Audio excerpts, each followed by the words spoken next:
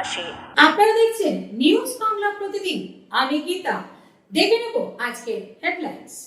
মমতা বন্দ্যোপাধ্যায় যা বলে তা করে দেখা।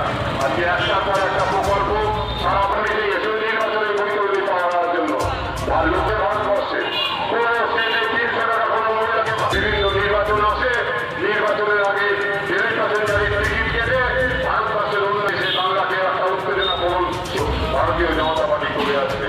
2021 সালে অনেক চেষ্টা করেছিল। 2021 সালে বাংলা বিভিন্ন নির্বাচনের বাচ্চাকে সাথ দিয়েছেন, আশীর্বাদ করেছেন মমতা বন্দ্যোপাধ্যায় কর্মসূচিগুলোকে দেখে, মমতা বন্দ্যোপাধ্যায় উন্নয়নকে দেখে। তাই এই নির্বাচন অত্যন্ত গুরুত্বপূর্ণ। হুগলি লোকসভাকে এগিয়ে নিয়ে যেতে হবে উন্নয়নের। পাড়ায় পাড়ায় বেয়াল রাস্তাঘাটে যদি থাকে কিছু কিছু জায়গায় আরো ভালো করতে হবে। পাড়ায় পাড়ায় হাইমাস মোড়ে মোড়ে হাইমাস লাইটের ব্যবস্থা যদি করতে হয়, আপনারা অবশ্যই জাগ্রত ভাবে ত্বরান্বিত করতে হবে। এই এলাকার শুভবুদ্ধি সম্পন্ন জাগ্রত মানুষের কাছে আহ্বান রাখবো, আমি আপনাদের কাছে হবে সম্মান বাড়িয়েছে দলের এবং আমার এই ওয়ার্ডের মানুষ।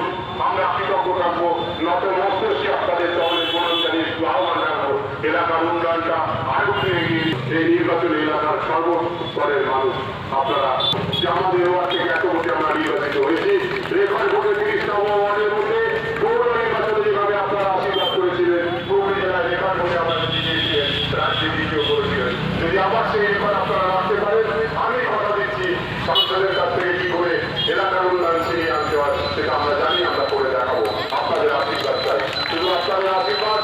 এই নির্বাচনের দিন 20 তারিখ সকাল সকাল ভোট কেন্দ্রে গিয়ে 3 নম্বরে আমাদের রচনা বন্দ্যোপাধ্যায় জোড়াফুল আছে, মমতা বন্দ্যোপাধ্যায়ের প্রার্থী।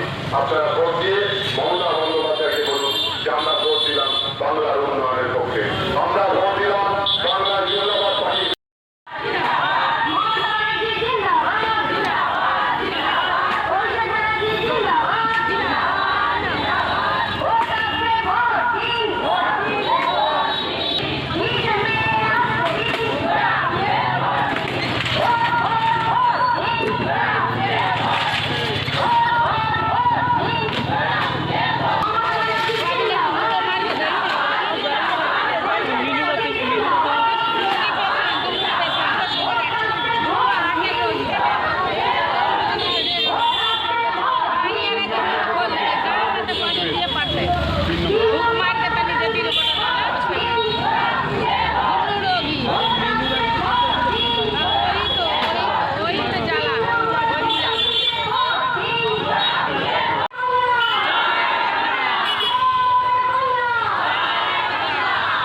সভায় বিজেপি বলছে যে সকাল সকাল ভোট দিন, নাহলে তৃণমূলরা ভোট লুট করবে, কি বলবেন?